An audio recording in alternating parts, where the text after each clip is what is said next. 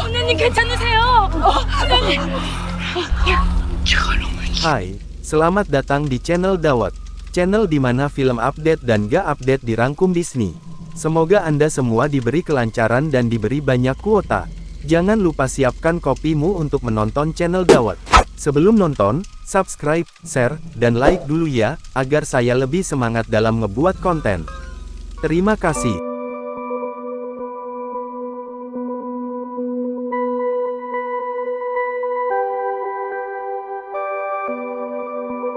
Kali ini saya akan ngebahas alur serial Korea bergenre horor, berjudul The Guest, Season 1, rilisan tahun 2018. Di mana film ini dibintangi oleh Kim Dong-wook sebagai Yoon Hwa-pyung, Jung Eun-chae sebagai detektif Kang Gil-yang, dan Kim Jae-wook sebagai pastur Choi-yoon. Scene dimulai di sebuah pantai, di mana terdapat banyak wisatawan yang berlibur di sana. Di sini kita bisa melihat ada seorang ibu yang sedang membagikan sebuah brosur, namun ditolak mentah-mentah oleh seorang wisatawan di sana. Namun apa yang terjadi? Ternyata si ibu yang merasa marah tersebut ternyata sedang dirasuki roh jahat, hingga akhirnya dia menghampiri wisatawan. Dan akhirnya pun, si ibu yang kerasukan itu terlihat seperti menikmati pembunuhannya. 사람의 죽음에 기뻐하고 Konon 사람을 roh 기만 jahat yang merasuki si ibu tersebut bernama Sohan yang berasal dari Laut Timur. Scene berpindah ke sebuah desa bernama Gyeongjin, di mana masyarakat di sana sedang berkumpul. Karena pada hari itu mereka berencana akan melakukan ritual syukuran atas hasil panen yang melimpah di desa mereka. Terdapat anak yang bernama Hwa-pyung yang sedang di dalam rumah, namun ketika dipanggil dia melihat sosok makhluk halus yang berdiri di belakang kakeknya.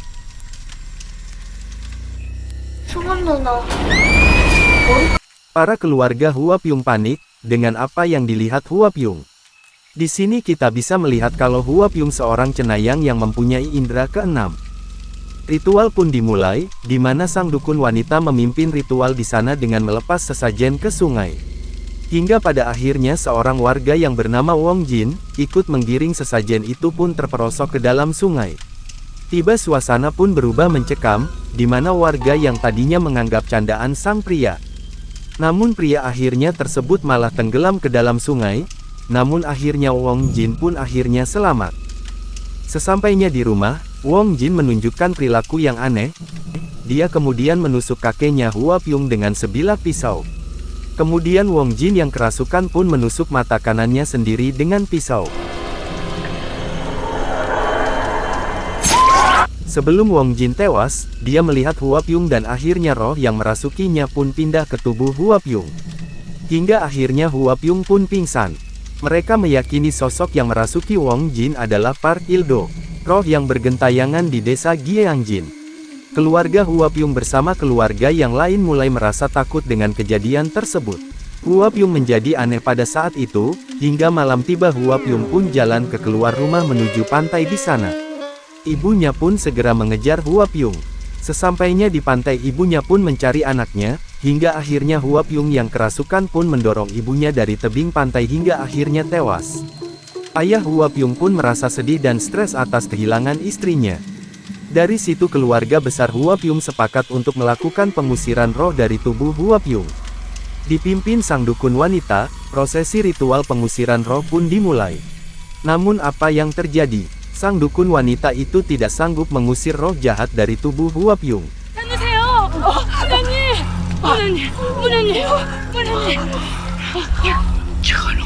Akhirnya keluarga Hwa-pyung pun mencoba mengundang pendeta Katolik untuk mengusir energi negatif dari tubuh Hwa-pyung. Dipimpin pendeta Yang, bersama muridnya pendeta Choi-san, mereka melakukan ritual eksorsisme. Namun anehnya pendeta yang mengatakan bahwa Hwa-pyung tidak dirasuki apa-apa. Ketika hendak pergi, pendeta Choi-san menemui Hwa-pyung yang sedang terbujur lemas. Namun pada saat itu Hwa-pyung membisikkan sesuatu kepada pendeta Choi-san. Ketika sedang menunggu bis pulang, pendeta Choi menunjukkan gelagat aneh. Hingga sesampainya di rumah dia pun hendak membunuh keluarganya. Pada saat yang bersamaan Hwa-pyung bisa melihat apa yang akan dilakukan pendeta Choi terhadap keluarganya. Dia pun bercerita kepada ayahnya, namun ayahnya langsung berniat membunuh anaknya. Hua Pyung pun kabur menuju alamat rumah pendeta Choi.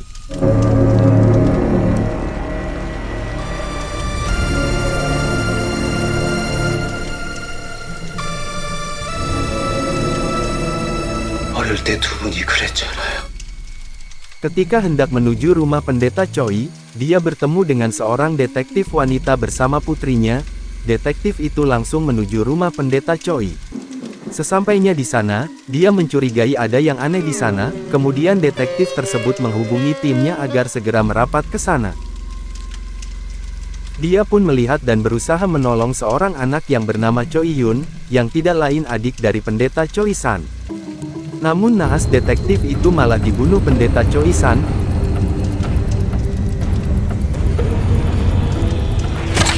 Choi Yun yang selamat dari pembantaian yang dilakukan kakaknya, langsung lari keluar rumah. Polisi pun datang terlambat ke rumah tersebut.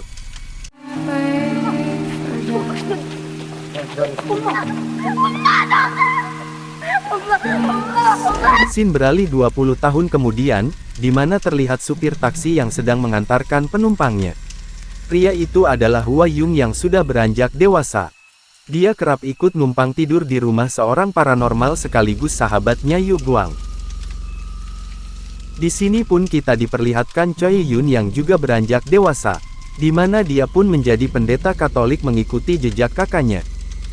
Ketika Hua Yung hendak beristirahat, dia melihat hal aneh. Paginya dia pun menuju lorong, tempat yang dia lihat semalam. Dia pun kemudian melihat jasad di sana. Hua Pyung pun langsung pergi mencari saksi mata pembunuhan tersebut. Di sini kita bisa melihat detektif wanita bernama Kang Gila yang bersama rekannya Bong Sang melakukan investigasi. Sebagai informasi, detektif Kang Gil Yung adalah anak dari detektif wanita yang dibunuh oleh pendeta Choi. Mereka menemukan hal ganjil, bahwa mayat tersebut dipenuhi oleh air laut. Scene berpindah ke sebuah rumah susun di mana Hua Pyung sedang mendatangi saksi pembunuhan tersebut, namun ketika dia menunjukkan foto pendeta Choi San, sontak saksi itu pun langsung histeris dan diusir oleh istri saksi tersebut.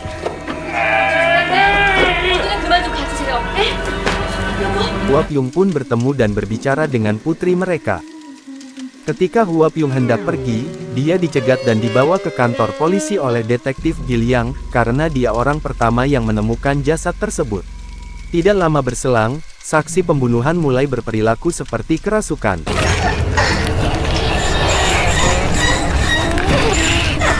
Detektif Gil Yang pergi ke rumah susun tersebut karena merasa ada yang aneh di sana. Begitupun Hua Pyung yang balik lagi menuju rumah tersebut, karena melihat akan terjadi sesuatu di sana dan benar saja, istrinya telah dibunuh oleh suaminya tersebut. Hatur nuhun sudah menonton. Sampai jumpa di episode selanjutnya. Assalamualaikum.